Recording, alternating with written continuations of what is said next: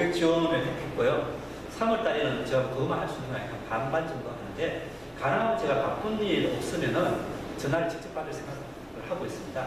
또 뭐 사실 2월달, 3월달은 좀 제가 익숙하지 않아가지고 알고만 하는 거에 바빠서 정신없으면 이제 한 4월달부터는 연락 오시면 인사도 하고 좀 좋은 이야기도 하고 하려고 하는 거고, 또 해보니까는 여러분들이 어떤 걸 어려워하는지 잘 알겠더라고요. 그래서 이제 제가 계속 받을까 합니다.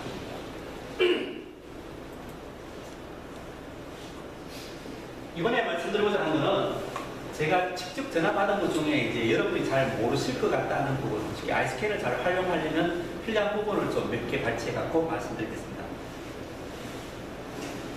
부산에서는 별로 전화 받은 것 같은데, 프로그램 특히 이제 520, 2월달에 업데이트할 때 이 전화 많았습니다. 업데이트를 했는데 아이콘이 없어졌어요 라고 기록해 보신 분 있어요? 아, 네. 오늘은? 네. 이게 저기 백신하고 충돌이 생기는 겁니다. 저희 설치 프로그램이, 그러니까 백신이 그냥 실행 눌러서 실행하는 거는 그냥 내비두는데, 이게 실행 다음에 그 아래에서 돌아가는 거는 일단 바이러스라 생각해가지고 얘를 감시를 합니다. 그래서 저희가 사실은 예전에 안철수 백신 쪽에 우리가 바이러스 아니다 해가지고 레포팅을 했거든요. 하면 이제 안철수 백신 프로그램 업체들은 신고받아가지고 백신이 아니면 그거는 이제 안 맞고 풀어놓는 걸로 했는데, 2월달에 안철수 백신 쪽에서 리스트 관리가 좀 꼬인 모양입니다. 쉽게 우리 프로그램이 빠졌는지 2월달 업데이트해서 안 된 경우 제가 저만 받은 게 한 10몇 건 정도 되고요.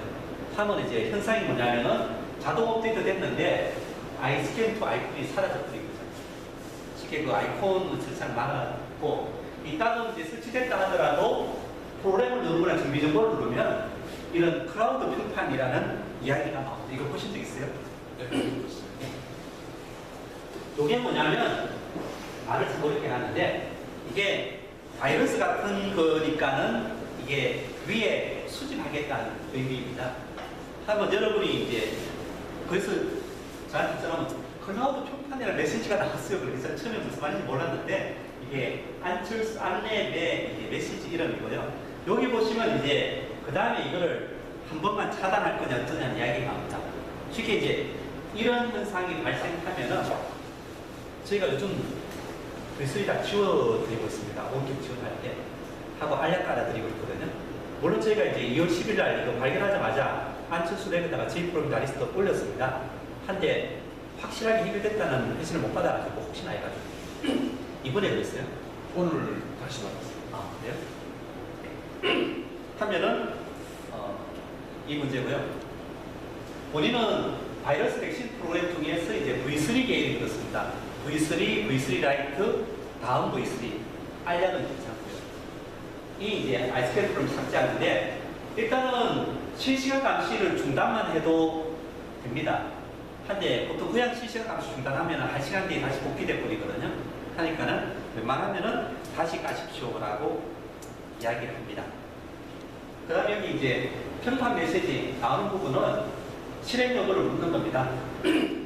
그래서 실시간 감시를 중단하거나 여기에 이제 실행 후 다음부터 묻지 않으면 한 번은 실행됩니다. 하는데 좀 불편하죠. 저기 보시면은 이 프로그램을 한 번만 차단할 거냐, 한 번만 실행할 거냐, 실행 후 다시 묻지 않을 거냐 해서 실행 후 다시 묻지 않은 해보니까는 그 다음에 이제 돌아가는 건 매번 돌아가는데, 걱정스럽게 V3가 매번 업데이트 되잖아요. 업데이트 돼버리면 다시 동부로 보는 것 같습니다. 그러니까 어찌됐거나 뭐 완전히 해결될 때까지는 저희는 V3하고는 좀 멀리 가는 상황이다는 겁니다. 장담을 못하겠어요. 이게 어떤 컴퓨터는 이게 걸리고 어떤 컴퓨터는 안 걸리다 보니까는, 아니 혹시나 여러분이 발생하시면은 V3를 웬만하면 V3를 알약으로 후자 분자니까요 바꾸고, 그래서 제가 알약을 열심히 깔아주고 있다는 얘기고요. 두 번째는 이제 많은 분들이 좀 관심 가지시는 부분인데, 저가형 태블릿 요즘 많이 나오죠. 20만 원짜리까지 나오거든요. 한데 웬만한 건 안 됩니다, 솔직히. 그래서 이제 중고 노트북 하면 20만 원인데 어떤 면에서 중고 노트북보다 저가형 태블릿이 좋긴 하죠. 그래서 그 이야기 말씀드리고 있는데, 일단은 저희가 여기 구입했는데 무슨 통신이 안 되고 뭐 무슨 통신 하려고 했더니 USB 연결했는데 안 된다. 그래서 이제 주로 태블릿에서 제공하는 게 이제 이런 걸 제공하죠. 이게 OTG라 해가지고. 그래서 모양은 똑같습니다. 근데 이걸 태블릿에 꽂고 여기다가 USB 꽂으면 안 되는 경우가 많습니다. 이거는 이제 여러분들이 상식적으로 아이스캔 태블릿을 안 사용하더라도 혹시나 여러분들이 태블릿에서 뭘 하려고 구입하실 때 도움될 것 같았었는데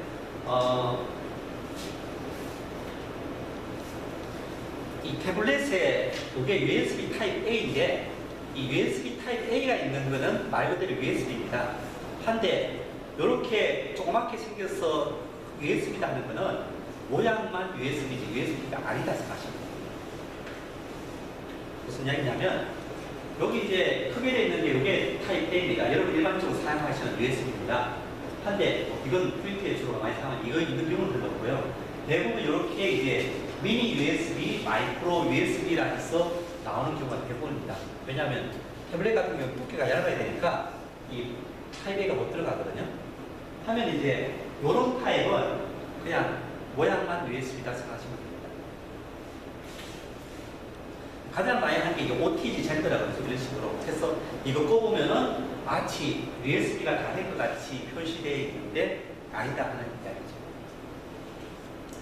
그 이유는 뭐냐면 이 기구적인 모양 때문에 이렇게 했는데 이 하나의 타입의 종류가 5가지가 있습니다.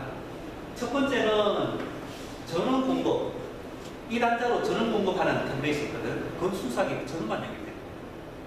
두 번째는 태블릿에 있는 보통 우리가 스마트폰에 있는 거 사진 받으려면 뽑아서 PC로 받아가죠. 쉽게 여기 있는 데이터를 뽑아내기 위해서 이 단자가 있는 경우가 두 번째입니다. 그러니까 슬레이브라 하기도 하고 디바이스라 하기도 하는데 얘는 그냥 컴퓨터가 주가 되는 거고 얘는 그냥 연결하기 위한 경우로 사용하는 게 두 번째고 세 번째는 여기 해가지고 그냥 메모리만 꼽아라. USB 카드 꼽는 목적으로 나온 게 있습니다. 네 번째는 마우스나 키보드까지 이렇게 해서 하면 되는 게 있습니다. 쉽게 여러분이 가장 간단하게 태블릿에 연결해갖고 마우스 딱 연결해서 마우스 동작 되면은 그래도 네 번째 레벨은 되는 겁니다. 한데 마우스조차도 안 되면은 이 셋 중에 하나는 거죠. 갈수록 이제 기능이 많은 거라는 얘기고 다섯 번째가 이제 이런 큰 거 같이 되는 걸 다 되게 해놓은 겁니다. 해서 이 아이스캔이 되려면 이 5가지 경우 중에서 이 5번째가 돼야지 되기 때문에 그냥 안 된다고 생각하십시오라고 이야기하고 있어요. 이해됐어요? 하고 여러분이 태블릿 구입하실 때 꼭 잘 해보시기 바랍니다. 그러니까 메모리 카드 꼽아서 메모리만 인식되는 건지 마우스 꼽아서 마우스도 움직이는 건지 달라요. 모양은 똑같은 이런 거예요. 그래서 혹시 태블릿 괜찮고 가격이 좋다고 사셨다가 하지 마시고 이 넉대와요. 예전에 제가 조사했을 때한 19만원 요즘부터 20만원 하더라고요. 한 분이 처음에 우리 뭐 태블릿 샀는데 안 된다 해갖고 할 수 없이 또 넉대와 이로 샀는데 또 안 된다니까 열받아가지고 인터넷에 계신 분인데 하소를 하더라고요. 그래서 사실은 저도 뭐 이 되는지 안 되는지 확인을 못 해봤기 때문에 그냥 세트 전부 다 우리 회사 보내주십시오 해갖고 해보니까 되기는 돼요. 넉대와 여우는 현재 파는 모델은 이거 꼽아가지고 도라는 다 갑니다. 그래서 그분은 한데 제가 그저께 한 통화해보니까는 이번엔 우리 거는 이렇게 무슨 해갖고 잡히는데 인터넷이 안 된대요. 뭐 뭔지 몰라갖고 이제 우리 오상훈하고 업데이트 못한다길래 PC에서 프로그램 다운받아서 USB로 카피해서 업데이트 하십시오라고 했는데 성능은 가격 20만원이니까는 추천할 만하지 않습니다. 물론 이제 딴 거 하지 마시고 아이스캔만 깔고 속도 내도 괜찮다 하실 분은 넉대와 여기까지 저희가 테스트는 했는데 다른 태블릿에 이런 단자 모양 있는 거는 웬만하면 USB가 없다라고 생각하시기 바랍니다. 이해되시죠? 그 다음에 이제 많이 듣는 이야기가 이 회로도 준비 정보가 제대로 안 보인다는 겁니다. GSW에 들어갔는데 회로도가 안 보인다. 뭐 르노 삼성의 매뉴얼이 안 보인다. 상용대 사이트 W가 안 나온다. 또 GSW에 없는 내용이 있네요 라는데 여기 마지막 거는 사실 기술적인 부분보다도 현대 자동차가 업데이트 안 한 거를 막 찾는 부분입니다. 특히나 이제 그 버스 트럭 상용차 정비 정보 외롭 수요하고 막 우리한테 막 따지거든요. GSW는. 한데 여기 오신 분은 이 정도 아실 것 같은데 여기 그런 거 보려면 뷰어 다운로드 하게 되어 있습니다. 이거 다운로드 하는 거 모르시고 이거 아무리 눌렀는데 안 나옵니다 하시는 분은 여기 없으실 것 같아요. 그러니까 아래쪽에 잘 보시고 뷰어를 선택해서 하시고요. 그 다음에 이제 르노 삼성 같은 경우도 뷰어 프로그램 이 깔아야지 내용이 나옵니다. 그래서 오늘은 그 아래쪽에 있고요. SIW 같은 경우도 마찬가지로 설치 유틸리티, 스택에서 만든 걸 깔아야지 제대로 나옵니다. 특히나 저희 고장 코드를 가이드 말고 아까 SIW 상용자동차에서 한 사이트 같은 경우는 뷰어가 필요합니다. 그래서 설치하시면 되고요. 그 다음에 이제 상용차에서 열심히 하고 있는데 일단은 버그가 있습니다. 제가 보니까 여기 티볼리를 봤는데 이게 하나도 안 나오더라고요. 이런 경우 저희한테 연락하지 마시고 상용자동차한테 연락해야 되는 겁니다. 이게 오해를 사고 있는데 아이가 작업하는 중에서 뭐가 있는지 특히나 제가 저희하고 이제 신차에 대해서 관심이 있으니까 티볼리나 좀 신차 2015년에 지금 올린 부분은 조금 버벅대는 부분이 있다는 거는 이해하시고요. 물론 뭐 일반적으로 시작되신 분들이 상용자동차 2015년식까지 막 차용하면서 하실 정도는 아닌데 하여간 이런 현상이 있다는 걸 말씀드립니다. 그 다음에 이제 아까 말씀드린 바와 같이 스마트 키, 코복사 전화 주지 마요. 그러니까 뭐 예를 들면 PG 2006년식인데 키 등록 어떻게 합니까? 이게 제가 뭐 이런 전화 받으면 PG 2006년식 키라는 게 스마트 키인지 트랜스미터인지부터도 이렇게 따지기 시작하거든요. 그래서 이제 키 등록 메뉴는 어디 있습니까? 이거 폰 복사도 되나요? 어떡합니까? 우리 전화 많이 오는데 사실은 저희도 잘 모르거든요. 전화 받으면 죄송하니까 정비실수 보고서 말씀하는 뿐이니까 여러분이 웬만하면 공부해 주시기 바랍니다. 그래서 이제 TG 키 등록 키라 하면 보통 이제 리모컨을 많이 이야기하니까는 트랜스미터 코드인 경우는 이렇게 할 수 있다 이야기. 그 다음에 이제 그 ISK이 법령 장비다 보니까는 막 윽박 지르는 정비샵 사장님들이 많습니다. 그 사례로 제가 하나 말씀드리는데 여기 부산에 계신 분들 특히나 이제 한 50% 정도는 제가 전화 받으면 제 목소리 알아가지고 아 사장님 안녕하세요 하면서 이제 안 하는데 이분 같은 경우는 이제 제 기억도 압박하시는데 카니발 2002년식인데 설치 데이터가 없다라고 하더라고요. 그래서 이상하다 했는데 우리 담당자한테 물어보니까 그 차는 차량에서 지원 안 한다 했더니만 그분이 무슨 이야기냐고 다른 진단기는 나왔는데 해가지고 못 믿겠어 사진 찍어 보내드리겠습니다. 진짜로 저희가 카니발 2002년식 보니까 고장 코드만 다 없더라고요. 저도 황당해가지고 이게 2002년식을 아직까지 안 쓸 리는 없는데 해가지고 답변했다가 요거 바가지로 먹고 일단 사진 받았습니다. 뭐가 문제인지 아시겠어요? 2002년식 카니발 2002년식 카니발 제가 왜 이런 이야기 하냐면 많은 분들이 이런 실수를 많이 하세요. 똑같은 2002년식 카니발인데 선택하신 거는 TCI고 딴 회사 거로 지은 거는 CRDI입니다. 이해되세요? 네. 메뉴를 보면 CRDI, TCI가 똑같이 2.9에 2002년식이 되어 있는데 사실 차가 CRDI였는데 위심 단위를 할 때는 TCI로 찍으신 거예요.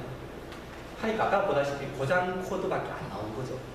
그리고 이제 다른 정비샵에 열심히 가가지고 GDS 당연히 다른 정비샵분들은 이거 지금 카문 레일이네 해서 CRDI로 들어가니까는 좌회로 나오죠. 거기서 나옵니다. 코미디 같은 이야기인데 많은 분들이 실수하세요. 물론 이 정도는 좀 심한 경우고 같은 연식인데 시스템이 다른 경우도 다들 있습니다. 하면 일단 제가 똑바로 기억 시작하시거든요. 이해되시죠?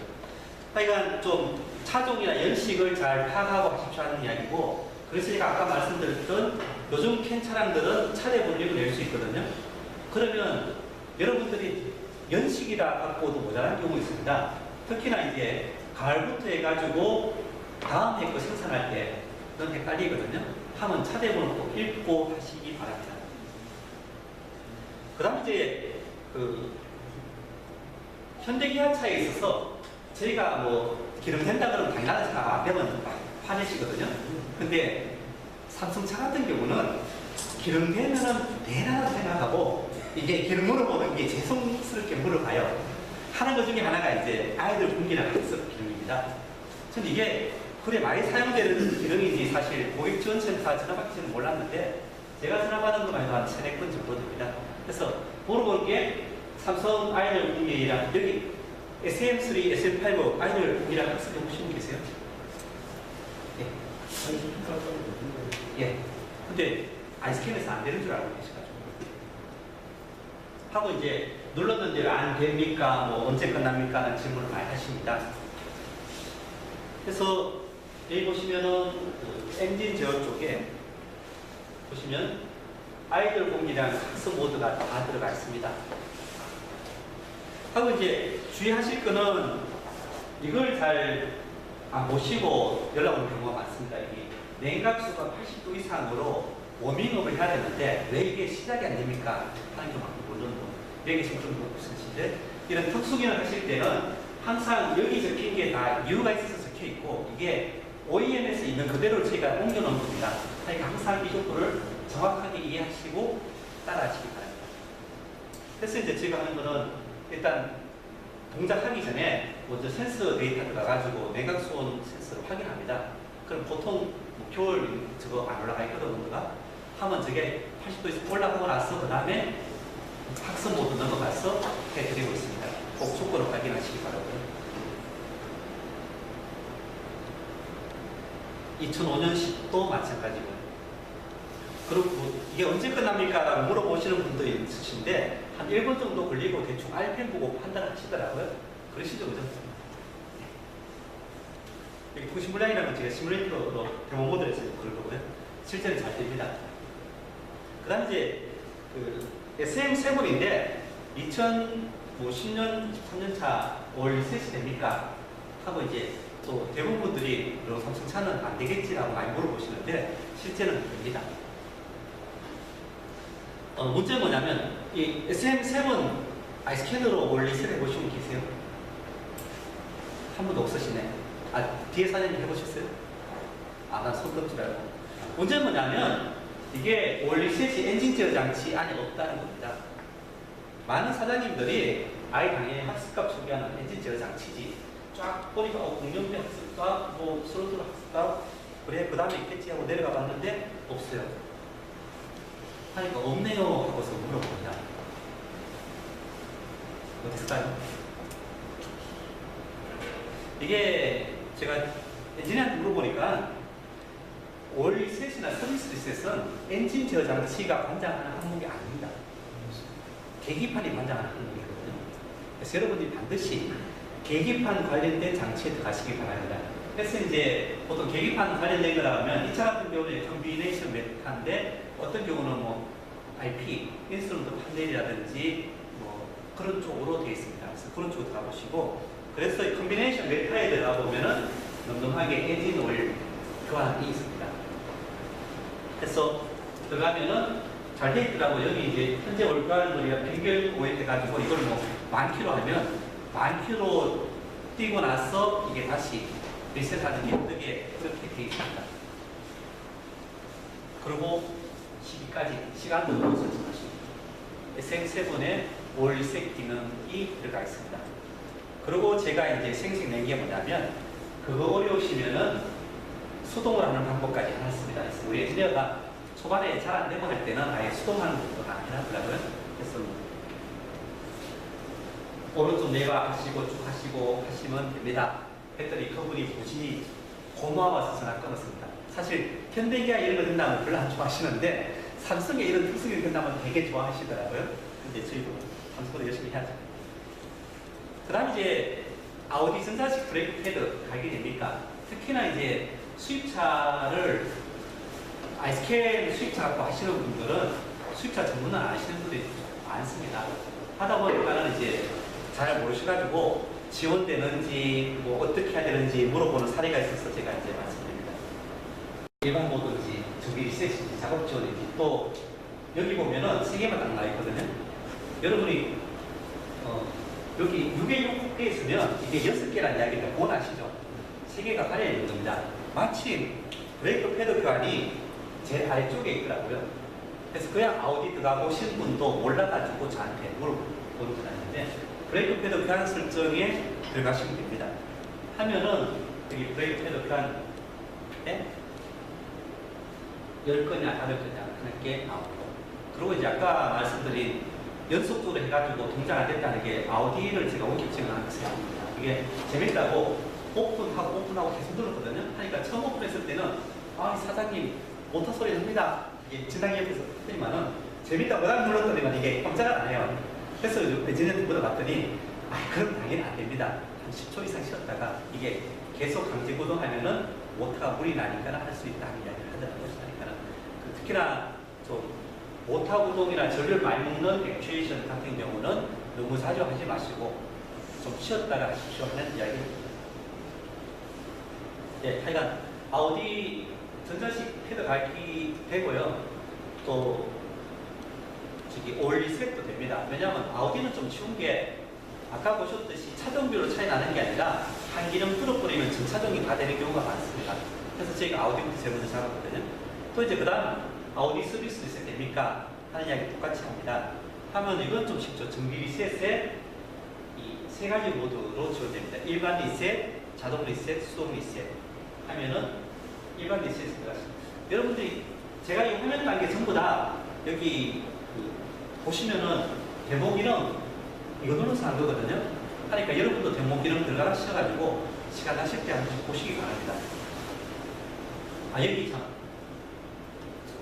한국차만 수입차 있으신 분 수입차 패키지 없으면 이거 못 보겠네요. 제가 한번 생각해 보겠습니다. 저희가 지금 아이스캔 정비 정보를 업데이트하고 나서 한 달간 무상으로 깔아서 사용해 보십시오 하는 캠페인 하고 있는데 그건 아세요? 그것도 모르세요? 제가 이 홈페이지 공짜로 공지했을 있는데 전혀 안 보시는 모양이네요. 그럼 제가 선물 드리려는데 안 되겠다. 그래서 제가 이제 아이스캔 사용 안 하시는 분들한테 정비 정보 한 달을 문자로 드리니까는 이 수입차 기능을 뭐 한 달이나 3개월 정도 그냥 무상으로 아이스캔 사용하는 분한테 처음하게 할까라고 생각했는데 그런 이벤트로 이렇게 관심을 쓰시면 생각해봐야 되겠습니다. 제가 한참 설명하다 보니까 다 수입차를 안 사용하시면 모르실 것 같은데 내가 이런 리셋 기능들이 아우디는 이만큼 들어가 있습니다. 자동 안전 리셋 특히나 이런 서비스 리셋 기능들은 수입차에 훨씬 더 잘 되어 있죠. 한국차보다. 이제 한국차에 들어가기 시작하는 상황입니다.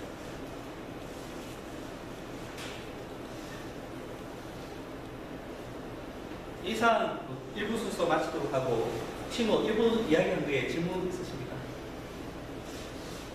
없으시면 한 5분 정도 쉬었다가 5분 뒤에 이거 하도록 하겠습니다.